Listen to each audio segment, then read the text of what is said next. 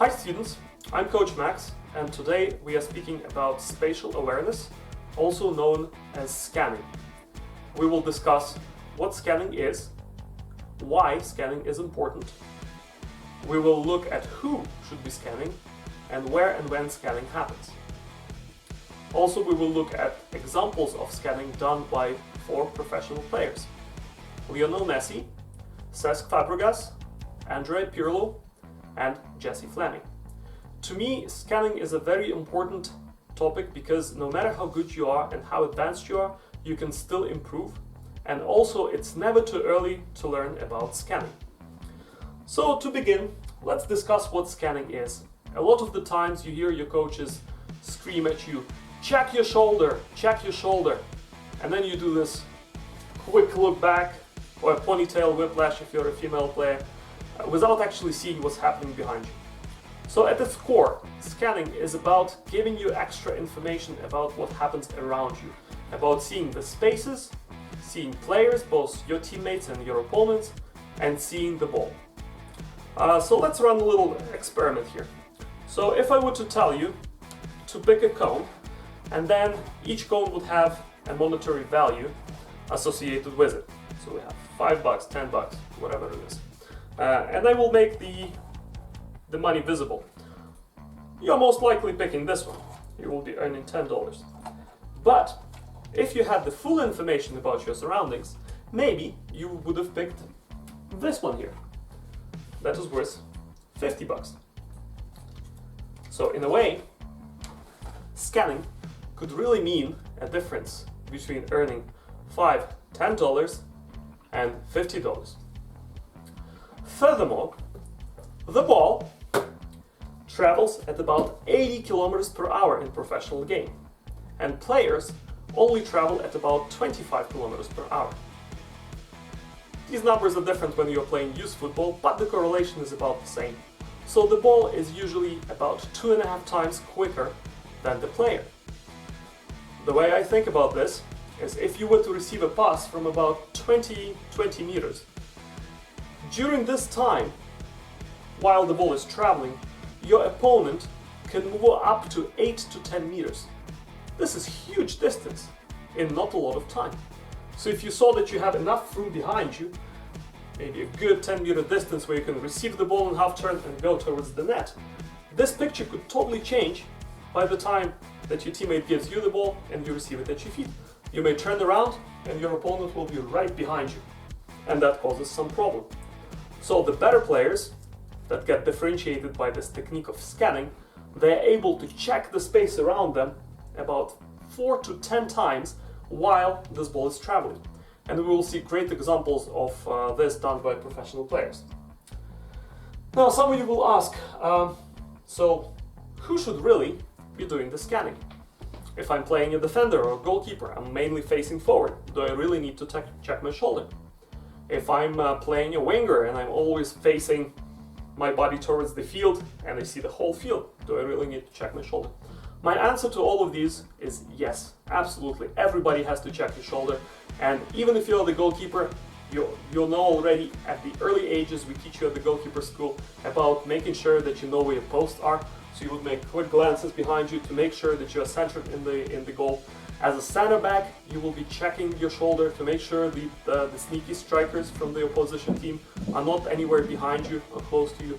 As a wing back, you will be checking your shoulder for space as you receive the ball from your goalkeeper and you would like to go into space. Midfielders, when you're playing box to box inside the middle of the pitch, absolutely critical technique, checking your shoulder all the time. Strikers, wingers, every position. Even the coach and players on the bench, we will check our shoulder because we want to make sure there are no tripping hazards when the coach is running up and down the technical area, and players on the bench also want to make sure that all the equipment is intact and then they're not being hit by the ball that's coming from the game plate on an adjacent field. Now, where and when should we scan? Well, there is an easy answer to this. So when, as I said, it's all the time. We should be checking the space all the time, no matter if we have the ball or we are receiving the ball or we are not anywhere close to the ball. So all these scans have different purpose. Where, everywhere in the pitch, no matter where you are. and you want to make sure that you know the space around you. So the three different types of scanning, I usually categorize them by whether you have the ball, or you are about to receive the ball, or if you're nowhere near to the ball. So if you have the ball, you want to check for space to make sure that you're aware of the opponents and teammates around you. This gives you good information about whether you should dribble and whether there is any pressure coming towards you. Usually, when you're in possession of the ball, you're a very important player on the pitch. The other players don't have it, so some of them want to win it. Opponents definitely want to win it. They will be running towards you. You have to be aware of all these runs. If you're the player who is about to receive the ball, checking your shoulder and checking for space and scanning is critical, because you want to make sure that you know where to take your first touch. Your first touch should be away from pressure into space, but you cannot do this if you don't know where the space is and where the pressure is coming from. And also, if you are nowhere near the ball, you want to check your shoulder and you want to scan to identify potentially dangerous spaces where you could get into, or if you're playing in more defensive roles, the spaces that opponents can get into. And then you can make your decision based on their movement or your teammates' movement. So this is an absolute critical technique. I suggest we look at some clips and then we will discuss what we see.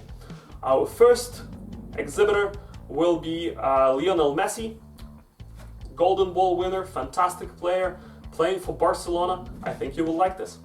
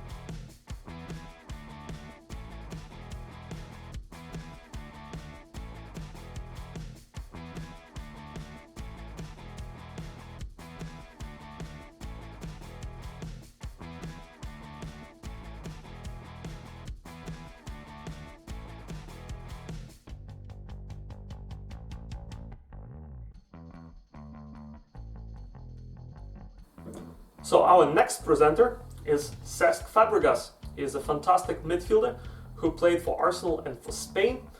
He's using a little different technique to check his space around him. Let's see if you notice it.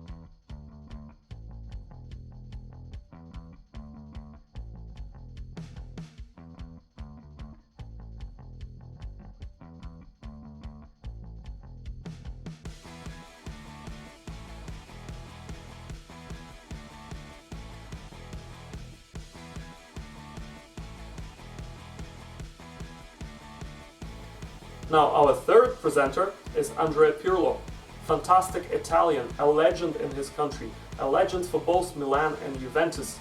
He is known for his penetrating passes from his own half. So let's see what he does to check the space around him and why this is important.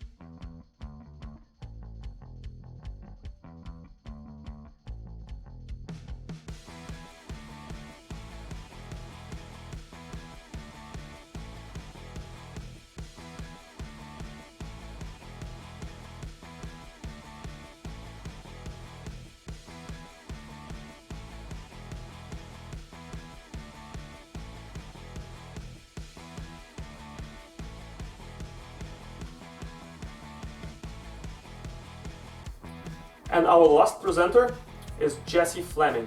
She is fairly young, she plays for Canada women's national team. A lot of the hype these days is around her teammates. Somebody like Jordan Huitema, obviously Christine Sinclair, Adriana Leon, they're all fantastic players. But I had the pleasure of watching Jessie play live. They were playing Canada versus Mexico, and she stood out to me not because of her touches, not because of the things she did on the field, but because she was constantly checking for space. Even when the half was over and the teams were going to the dressing room, she was checking spaces behind her. So let's see her highlights against a very strong opponent, against US women's national team, and let's see how her checking space makes her game so much more mature than she actually is. In this clip you will see that all the players she plays against, they're seasoned veterans, they've been around the game, they have experience at the highest level, and for Jessie, her journey is just starting.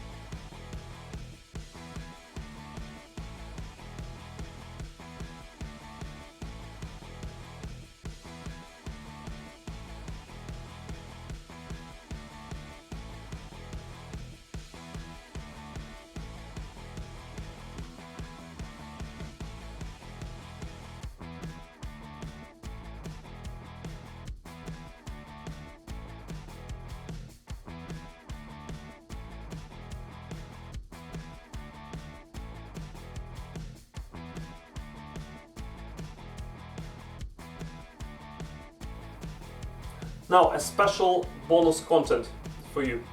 As I said, it's never too early to learn about checking your shoulder and scanning for spaces. This is a skill that will differentiate you. Whether you have ambitions to go and play high performance, maybe you're already playing high performance, we will look at the U12 player, very young, just the beginning of her journey. Her name is Bean, and she's just playing a match against the local rivalry. Let's see what she does and how effective her game becomes when she checks her shoulder. You will note that she's not the biggest player on the field, she's not the fastest player on the field, she doesn't have the best kick, but she is able to dominate the game and direct the traffic just by having a good vision of the pitch.